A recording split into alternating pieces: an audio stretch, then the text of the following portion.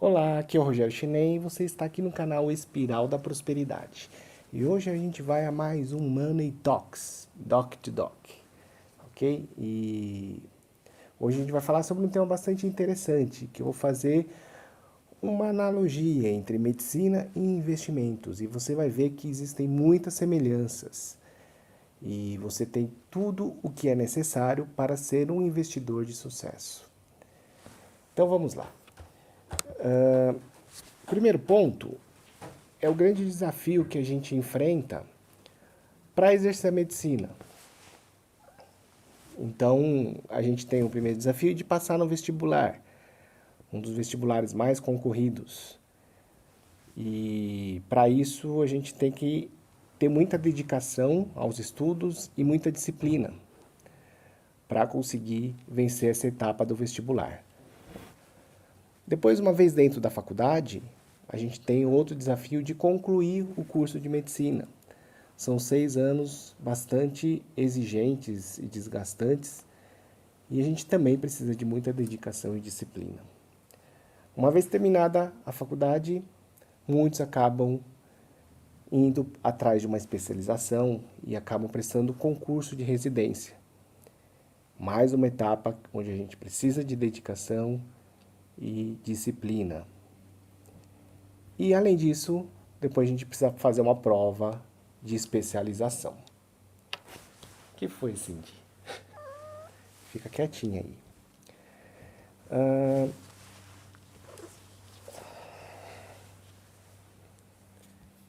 Então para a gente exercer a medicina, a gente passou por várias etapas onde a gente precisou se dedicar bastante aos estudos e ter bastante disciplina. E isso também é necessário para você ser um investidor de sucesso. A gente precisa ter muita dedicação e disciplina para realizar cursos, ler livros sobre finanças, dedicar uma parte do seu tempo com esse compromisso de ir sempre evoluindo, aprendendo um dia após o outro, pequenas informações, saber analisar uma empresa, saber entender sobre as notícias, entender sobre o mercado, ler vídeo, assistir vídeos como esse que você está vendo para aprender mais sobre finanças, acompanhar blogs, acompanhar notícias de jornais. Então com dedicação e disciplina que você consegue obter mais conhecimento e ser um investidor de sucesso, né? O segundo ponto é que, como você deve saber, cuidar da saúde de uma pessoa é uma responsabilidade muito grande. E qualquer erro pode ser fatal, pode ter repercussões sérias, graves e até fatais. E se a gente for abrir aqui o Google, deixa eu achar aqui.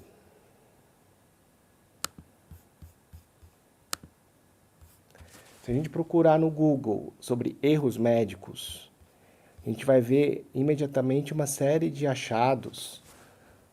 Então aqui, por hora, 6 pessoas morrem por erros médicos nos hospitais, da revista Galileu, de agosto de 2018. Vamos ver o que ele fala.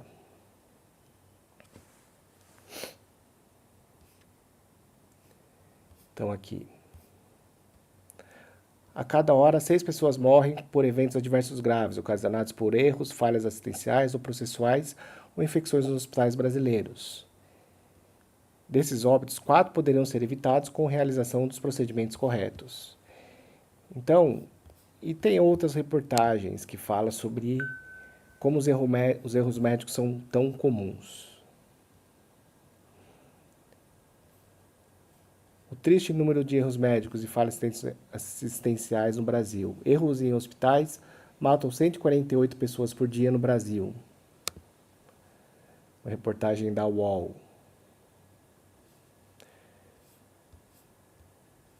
Então, no Brasil, 148 pessoas morrem por dia devido a erros em hospitais públicos e privados. Ao todo, 54.076 pacientes perderam a vida por essa razão em 2017, ano da pesquisa divulgada nesta quarta-feira pelo segundo anuário da Segurança Assistencial Hospitalar no Brasil. Então, é um problema sério esse de erros médicos. E E é uma responsabilidade muito grande o exercício da medicina. E, e esses erros médicos fazem a gente ter mais responsabilidade para sempre estar prestando a melhor assistência possível e evitando que isso possa prejudicar o nosso paciente. Nas finanças, a gente tem uma responsabilidade muito grande também. Para quem é gestor de carteira, de investe com o dinheiro dos outros, a gente tem que pensar que o dinheiro é tempo de vida. Então muitos de nós trocamos o nosso tempo de vida trabalhando por um salário no final do mês. E a gente junta esse dinheiro para investir, e então a gente tem que ter uma responsabilidade muito grande com os nossos investimentos. E se você investe para si próprio apenas, você tem que pensar que é também o esforço do seu trabalho que gerou essa poupança, esse dinheiro que vai ser investido.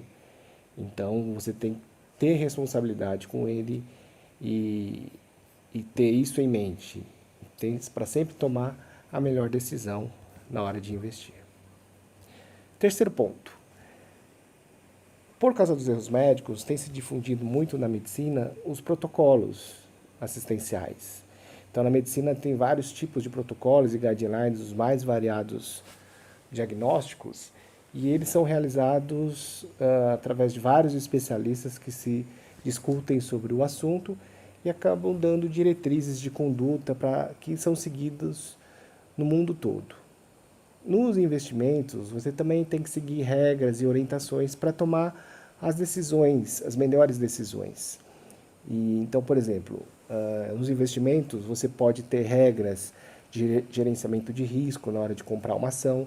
Isso vai determinar o quanto de ação você pode comprar e qual o tamanho de posição, né, que você vai fazer e que isso vai te garantir que você não tome um tombo tão grande se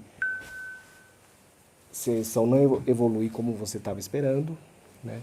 Regras de alocação de carteira, então tamanho de exposição em investimentos de mais risco, de menos risco, critérios de avaliação de análise fundamentalista para saber se uma empresa está com uma boa saúde financeira.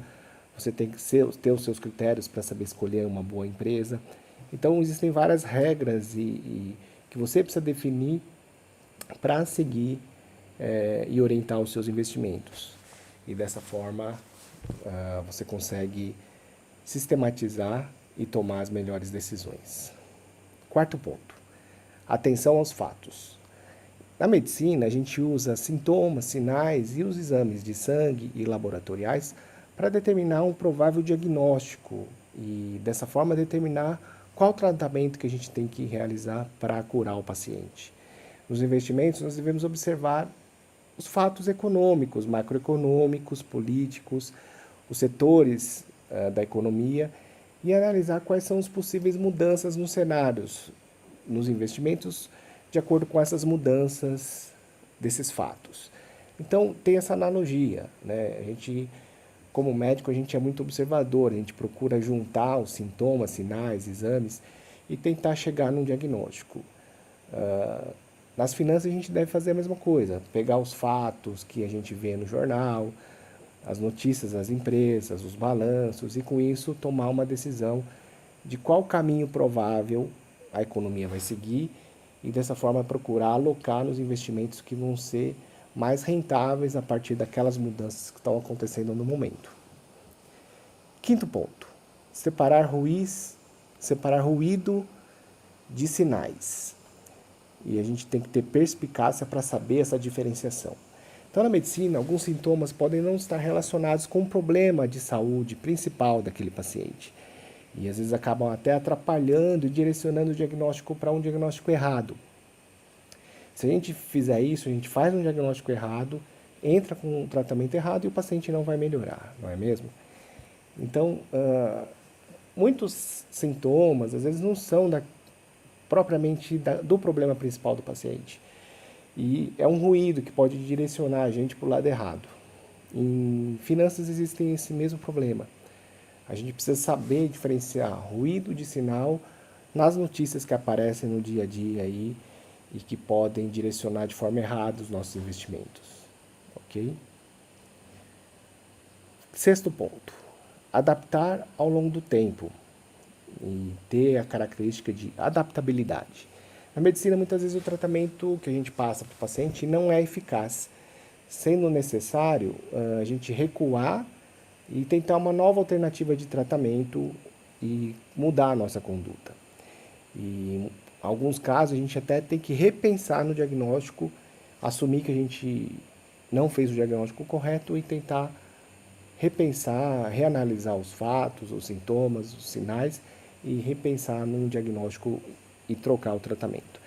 Nos investimentos, a gente também tem que reanalisar periodicamente. Muitas vezes a evolução dos nossos investimentos não ocorre da forma como a gente tinha previsto, como a gente tinha analisado. Então a gente precisa recuar, pegar os dados novos que forem surgindo e tentar readaptar aquela situação ao que os fatos estão dizendo, ok?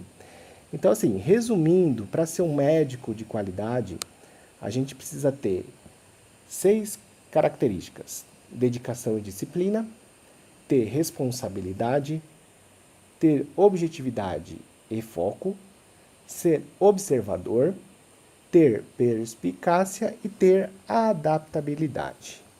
E olha que coincidência, essas são características fundamentais para também ser um bom investidor, ser um investidor de sucesso. Então, desta forma, eu quero te mostrar que o médico também pode ser um investidor de sucesso. Muitas das características que a gente usa no nosso dia a dia para exercer bem a profissão de médico, a gente vai usar também para ser um bom investidor, ok? Então fica aí a minha dica e você, médico, deve insistir e deve cuidar mais das suas finanças. Você tem toda a capacidade para isso, ok? Continue acompanhando aí no meu canal, dê um like, dê um comentário, faça um comentário aí se você gostou, dê sua opinião do que acha disso que eu falei hoje aqui, compartilhe e até o próximo vídeo, ok? Tchau!